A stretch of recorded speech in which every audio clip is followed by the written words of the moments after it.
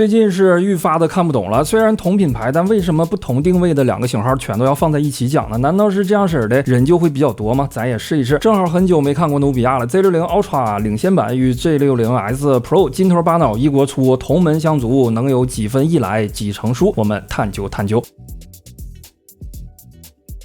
标志性红圈家族式按键，即使形态有着方圆之别，也仅需膀胱半扫即可判断血缘，没有比努比亚更直接的一脉相承了。Z60 Ultra 领先版刨除细节，总体沿袭前作设定，几乎完整使用虹膜框架，一样的宛如显示器般的零挖孔无界直屏，一样的四棱四角方方正正，一样的硬派手感，叛逆成性。不过尽管没有主动风冷以及尖键或者 3.5 毫米接口与 RGB， 可能因为影像系统的关系，重量反倒要比虹膜更加威猛。有意思的是，其实 Z60S Pro 三维尺寸与 Ultra 近乎相同，仅仅只是转角相对接近常规意义中的圆滑，机身立面多了2道牙，便显得视觉上更加小巧纤薄，甚至倘若分别观瞧，很难能将两者的大小联系到一起。就是这个注塑天线，尤其对于浅色配色而言，着实又黑又密，略显割裂。虽然哥俩的主色模组都挺磅礴，但得益于比较均衡的重量分布，也都能像虹膜一样直立于桌面。横屏握持超过 30% 的背板占地面积加平直的玻璃边缘 ，Ultra 领先版这块显然不会太友好，尤其还想加风扇的话，将深度诠释什么叫避无可避。Z60S Pro 毕竟是圆形，情况相对好一些。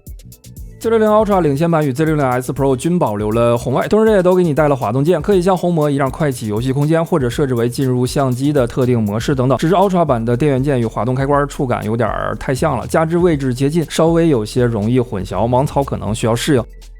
颜值上，本次 Ultra 领先版这个冰系银配色还是比较有特点的，正视角严格讲属于银里透金，偏向黄白的光泽，气质只能用雍容华贵来形容，某种程度仿佛低饱和度的金丝楠。大视角才比较开门，妥妥的冰种，同时似有若无，拍起来好像永远对不上焦的雾面，又有如挂了一层霜，寒气逼人。至于 Pro 版，虽然红色的话单款出现第4种色系并不常见，碧海青相对甚为精致的主色模组可能亦会显得有点压不住，但好在光线之下总体倒也清新淡雅，有点夏日限定的味道。好了，不知道大家觉得努比亚这把设计如何？ Ultra 和 Pro 你更喜欢哪一种呢？欢迎弹幕留言参与互动。哥俩本次一大升级必然还是 AI， 一如虹膜，怎么可以语音转文字，并能直接续写、扩写、润色、生成等等的录音机以及记事本了，涵盖写真、擦除、扩图3大件的魔法影像了，还有支持多种风格的纹生图壁纸，这些之前咱都看过，感觉无需赘言。不过 AI 双向通话实时传译上把没说，这里简单补一波，小功能有点东西，不论是打电话亦或微信与 QQ 的视频通话，都能直接以语音或者文字的形式进行双向传译，且可选屏蔽原声。啥意思呢？比如打电话，我现在只能听懂粤语，那就能让 AI 用粤语把对方说的内容转述出来。下面有请这块过硬的南方同学鉴定一下，这哥们实时翻译的电信客服菜单是否准确。抱歉，我沒有聽見你的聲音，請你再說一次好嗎？話費流量及密碼服務請按業務諮詢辦理，請按2故障報收，請按4投訴建議，請按5智能客服，請按6政府及企業客戶，請按9人工服務，請按0。然后也是和虹膜一样，如果消耗超出每月的体验额度，部分功能同样得自行投喂，属于增值服务，并不是所有的东西都能随便磕。简单了解。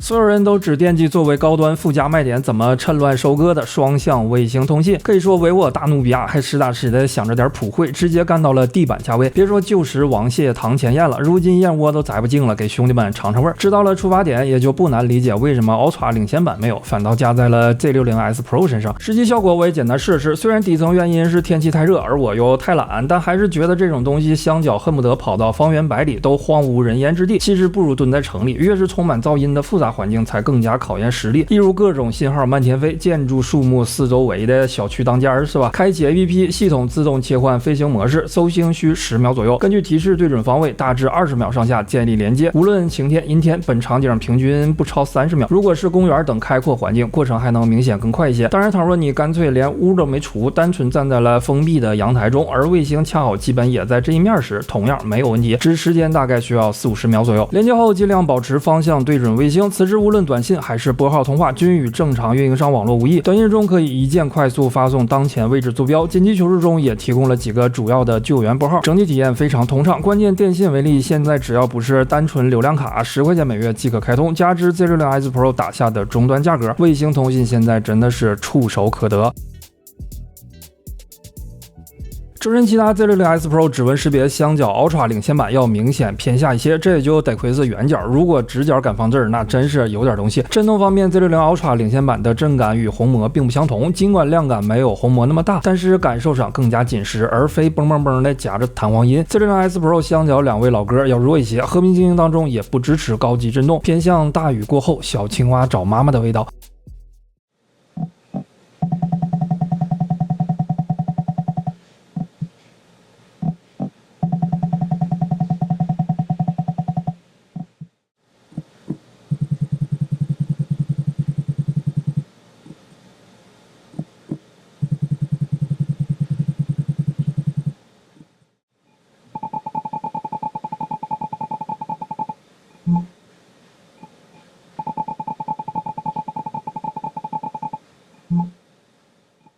接口传输 Z60 Ultra 领先版同步红魔可以理解，符合预期，但是 Z60S Pro 就比较意外了。同样支持 USB 3.1 阵1，接口供电充沛，兼容性好，无论10Gbps 还是20Gbps 的移动硬盘均可识别正常使用，妥妥优于市面绝大部分手机。小米14 Ultra 为例，虽说是10Gbps 接口，但是这类硬盘可都是不支持的。同样让人意外的还有外放效果，参考红魔 9S Pro Plus， 哥3个当中红魔效果最好，没有悬念，但榜眼竟是 Z60S Pro。老弟不仅全场嗓门最大，横屏状态左右声道均衡也略优于 Ultra。Z60 Ultra 领先版听筒侧的扬声器效果有些松散，如果几位单元是相同或者相近的话，猜测可能还是因为占地面积巨大的阻塞模组某种程度上影响了结构。今天试听曲目难度有点大，不过相信只要你的设备足够给力，还是可以轻松辨别。我们简单听听看是不是这么个事儿。平林茫茫煙月夕，寒山一帶傷心的明色入高樓，有人留上手，欲街空處啊！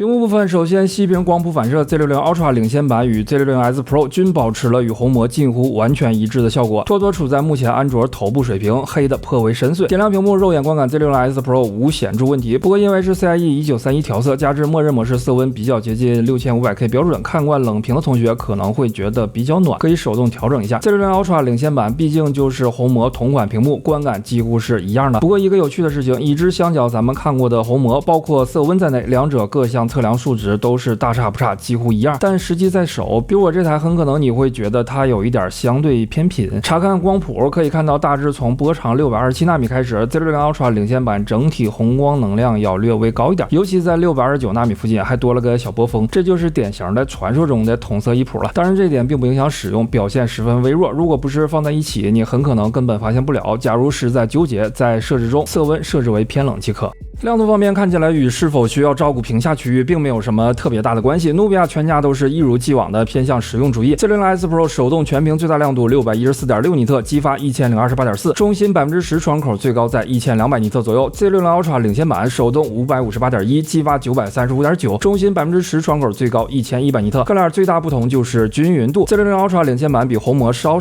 强一点，但大体相同水准。Z60S Pro 相较两位兄长要弱一些，和此前开了阳光模式的小米14 Pro 差不多。有同学可能觉得努比亚数值整体看起来好像不够华丽，是不是到了外面就瞅不见了呢？这点可以倒回去参考卫星通话的部分，那就是北京这个季节正午烈日下的样子，也是目前大部分手机的水准，刚好能让你看得见。当然个人还是希望早日怼到1500才更符合努比亚风格，展现攻击性。默认模式10尼特蓝光，两位表现都非常不错，足够护眼。调光频闪总结性来说大概有3点。第一 ，Z60 Ultra 领先版与红魔非常的接近，不往死里抠的话，单纯结果而言可以说是一样的。120尼特左右，即开始2160赫兹超高频，高亮 SOM 很低，低亮在0.5左右，符合应有水准。Z60S Pro 高亮 SOM 会相对高一点。第二，两者都是默认状态，效果最好，变动任何设置均会波及调光策略，比如锁定120赫兹高刷，或者关闭低亮自动降低刷新等等，某种程度都会导致效果下降。第三，虽然有不错的占空比，但目前努比亚整体包括红魔在内，家族特点是波动深度略深，如果对这点敏感，可能会有所察觉。总体而言，这块两者当中，个人认为是 Z60 Ultra 领先版相对更好一些。色彩方面，绝对数值横向来看，可能中规中矩一点，虽足够满足使用，但仍存提升空间。两者之中，还是 Ultra 领先版略强。触控采样 Z60 Ultra 领先版基本同步红魔，没有太实质区别。Z60S Pro 虽同样支持超高采样设置，不过也许受限于定位，总体相对低一点。跟手度实测两位继续差不多，但 Ultra 领先版毕竟是打红魔那儿来的嘛，可能会有些精神加成，个人觉着似乎微微好一丢丢。性能方面分就不跑了，没啥必要，咱直接研究烤机透一透，热个身。然后就不清楚是红魔的研发转岗了，还是努比亚忘了自己是影像旗舰，场面令人一时不知如何形容。只能说 Z60 Ultra 领先版仿佛替身使者发动红魔附体，甚至同时闷了2口肾上腺素。此刻不论怎样的狂妄之徒，恐怕都唯有默默臣服，因为不服的已经看完走马灯提前开席了。这哥们尽管调教与红魔一脉相承，但属实明显的更加暴躁，前5分钟就不难看出抬脚即是地板油，峰值甚至能干到超乎想象的16.7瓦，主打游戏手机之上1换1，游戏手机之下我无敌，气势这一块所向披靡。2点关注，首先 Z60 Ultra 领先版的爆发力是毫无疑问的凶残，不过总体调教坦率讲偏向硬顶生怼，这方面稍弱于红魔。然后尽管20分钟里生生扛下了至少75%时间在100摄氏度以上的 GPU 温度，狠狠秀了一番实力，但毕竟归根结底不是纯游戏手机，即便框架接近，庞大的影像系统之下，也注定塞不了红魔般的完整体系，更没有内置风扇兜底，所以温度层面速战速决可以，到了尤其长时高压，最好还是搭配散热器。至于 Z60S Pro， 因为老弟这把上的8帧2，我手头也没啥参考，不过从只下降了 3.54% 的平均帧率来看，大概率评级当中亦是狠活。不论 Z60 Ultra 领先版还是 Z60S Pro， 努比亚哥俩的游戏空间、侧滑菜单等等均与红魔几无二致，比如都支持充电分离，甚至都保留了破坏神模式。同时只要你愿意，一如前文，像红魔一样使用滑动键快速开启也可以，非常原汁原味。最新的红魔 9S Pro Plus 为例，抛出比如肩键、内置风扇、RGB 等硬件区别，游戏核心功能这块起码给了 60%， 关键照这个架势，像刚推出的声像探针、随心显示、高敏轮盘、画面提取这几个神奇的小插件，后续大概率也会补齐，可玩性足以秒杀市面常规旗舰看似丰满，但实际除了性能开关基本只剩一屁股广告的塑料模式，说是非游戏手机中最顶的恐怕并不为过。当然红魔机肯定是给不了，为了兄弟情谊，别的可以不计较，但总不能把老婆打进去啊。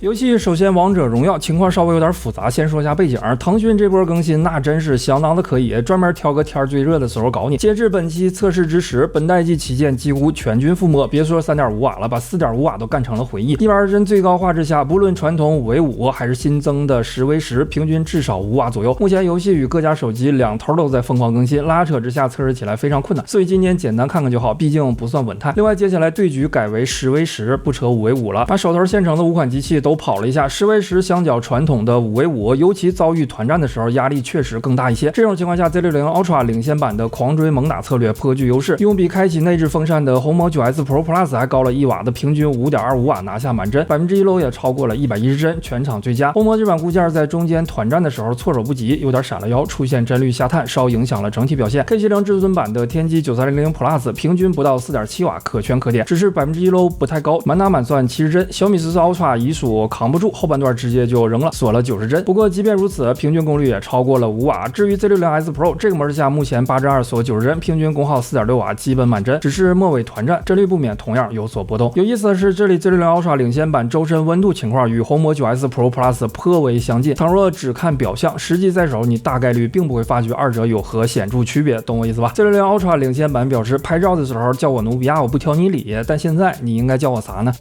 刚才好像忘说了，游戏依然都是30摄氏度下测试，可别当成25了，那就差评了。最高画质原神，得益咱们精湛的环境把控以及准到我自己都很是感动的手法。参考历史数据再次出现惊人巧合，在调教与散热等多重因素作用下 ，Z60 Ultra 领先版表现与此前的红魔9 Pro 除内部温度，其他实属殊途同归的全方位重合。无论周身温度、帧率还是平均功耗，买35毫米影像旗舰送游戏手机这种事情，现在是连藏都不打算藏了，是吧？不过一如前文考级中推测，相较仅用了不到 5.7 瓦的红魔 9S Pro Plus 还是要弱一些的，性能调度仍存进步空间。假设后续更新给力，理论上这哥们儿本环节最终应该能杀到红魔9 Pro 到红魔 9S Pro Plus 之间。当然，就算本身因为定位策略不能跨界太远，也已然超出票价，横竖都不亏。8针2的 Z60S Pro 平均 6.3 瓦，拿到 57.2帧。尽管后半段陷入挣扎，但看起来打市面7 Plus 真3、8S 真3之类的还是易如反掌，甚至不少8针3常规旗舰抓过来给上几撇子也并不是什么难事儿，就是相对会热点。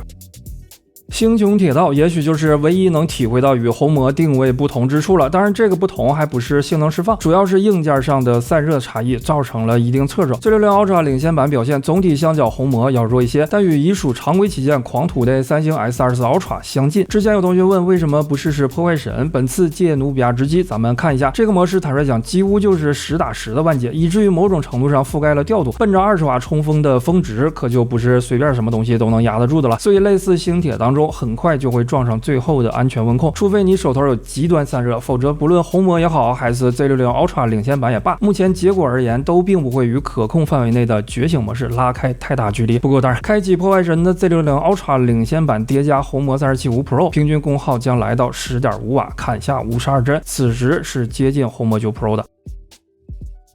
影像部分从屏下摄像头效果开始，众所周知，考验这个东西最有力的方式必须是极端大逆光。可以看到 Z60 Ultra 领先版虽然依然比不了挖孔，但不管是因为硬件区别还是算法不同，效果确实比红魔要好一些，起码宛若佛光普照重影的现象已经没有了，拍照的可用性获得显著提升。在正常环境下亦是如此，整个画面都要比红魔更加饱满扎实，高光部分也没有出现眩光，此时看作非屏下似乎已然问题不大，只是前摄功用的另一个重要组成视频部分进步就没有那么大了。个人观点与红魔差不多，尤其大逆光重影再次出现，效果弱于非屏下摄像头。总结起来就是使用中仍然要尽量确保光线充沛，同时一定要避免大逆光。当然你要是想把这个当特效用，那倒也不犯毛病。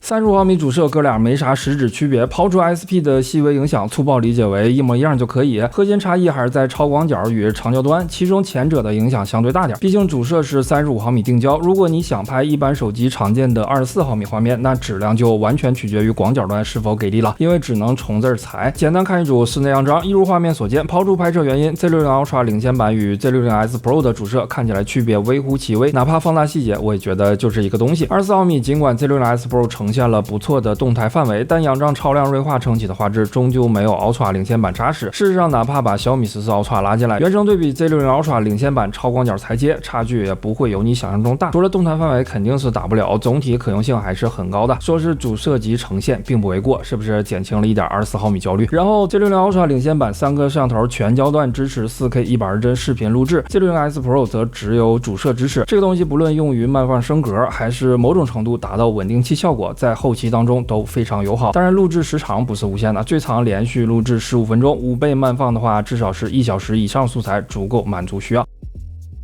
接下来时间关系就聚焦在35毫米了。另外，相信肯定有同学和我差不多，对 Z60 Ultra 领先版能不能打其他 Ultra 其实没啥兴趣。我更想知道同为 IMX906，当 Z60S Pro 遭遇 Redmi K70 至尊版是个什么效果。当然也会拽上小米14 Ultra 伺候局儿，咱们大概瞧一瞧。首先解决几个背景问题。努比亚说的35毫米暴打1英寸是特定条件下的概念，其他手机受限于镜头，最终里外里就是原生对裁切嘛。1英寸这边经过裁切放大比较多，自然就会弱。区别只是选手动变焦的机内裁切还是后期裁切，为方便操作，这里就直接选前者了。如果提及解析，知道是这么个事儿就行。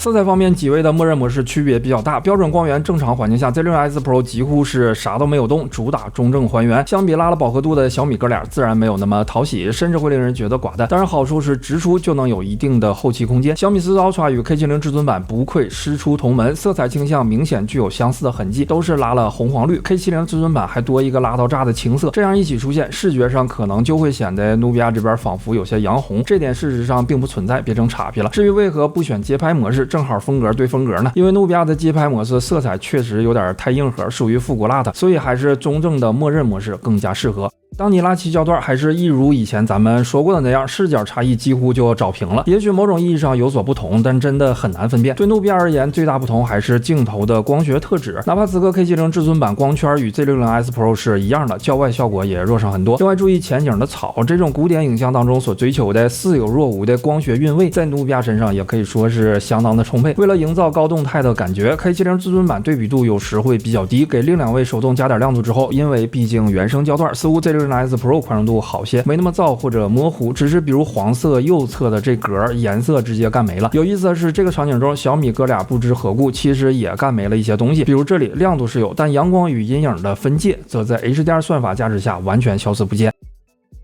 来到室外，拒绝隔靴搔痒，必须直接怼骄阳。此处小米可变光圈上线，星芒、郊外、云朵、暗部，随处都是可圈可点，表现不俗。如果亮度能再拉下来点，几无挑剔。Z60S Pro 也展现出了相当实力，阳光没有爆炸，色彩与过渡自然。相较之下 ，K70 至尊版就完全不够看了。这哥们儿尤其 HDR 算法似乎目前有点问题，比如这张又是起雾的一天，即便放大细节，亦是爆体而亡。另两位总体区别不大，不过小米这边锐化加持下，细节隐约还更多一点。进入小项，无法否认小米的徕卡色调确实挺讨喜，就是放大细节，哥俩瞬间双双下线，高光直接遭遇裁切，说好的动态范围呢？除此之外 ，K70 至尊版更是糊成了一片，算法多少有点问题。不知情的前提下，说是 AI 生成的，可能都不会引起怀疑。这张至尊版继续贵 ，Z60S Pro 稍亮了一些，但该说不说，观感很通透。小米14 Ultra 整体层次非常丰富。当你以为 K70 至尊版只是 HDR 不行的时候，哥们儿白平衡其实也能起飞。这张显然有点矫枉过正。Z60S Pro 观感依然很有穿透力，不会让你觉得画面太平，但是同时也不得不牺牲了一些高光细节，这点上小米14 Ultra 除刚才的小项当中略有失手，大部分时间还是很强的。例如这张中心位置的高光，只有小米没有大面积裁切。总体而言，光线较好条件下，刨除色彩倾向，努比亚的35毫米镜头确实很能打，中正自然，尤其近距离拍摄，前景深效果与独特的光学韵味都令人印象深刻。受此加持，在35毫米位置，尽管同个传感器也能拉开 K70 至尊版相当距离，全看假如你觉得寡淡的话，是否愿意手动稍作后期了，比如压一点光，拉一点饱和，那么市面任谁来了你都不用慌。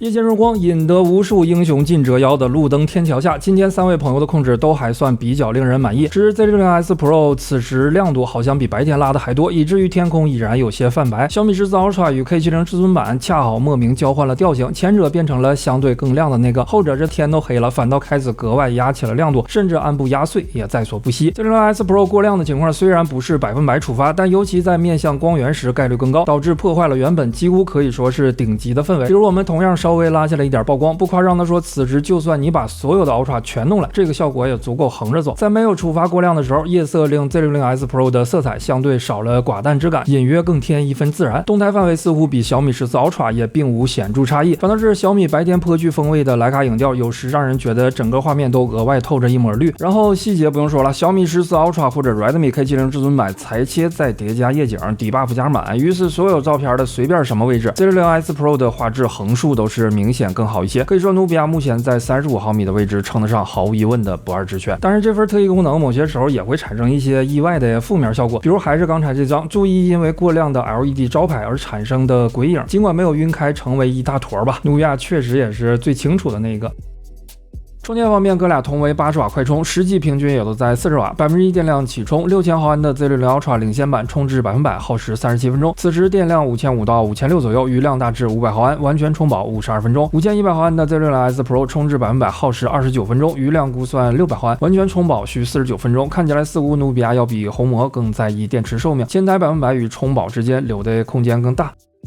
总体看起来依然是剑走偏锋的努比亚才是好努比亚，提供35毫米影像系统的同时，又附带堪比红魔的游戏性能，别具一格双向封顶式既要也要，实乃打破不可兼得说辞的有力实证。诚然，这哥们儿在某些方面看起来相比其他人确实没有那么天花乱坠且周全，但务实说到底并不能算有错嘛。坦率讲，我还挺期待他按自己的理解捅咕的，毕竟努比亚最不缺的就是想法。Z60 Ultra 领先版与 Z60S Pro 之间追求性价比肯定是后者，上能摘星辰，下可探人文，还有个好价格。如果用不上卫星通信，但想要更完整的影像体验，还能感受红魔壮硕的肌肉， Z60 Ultra 领先版值得考虑一下。不知道你觉得本次努比亚这两款表现怎么样呢？又可有戳中之处？欢迎评论留言参与互动。好了，以上就是本期视频全部内容，感谢收看，我是大手哥，我们下期见。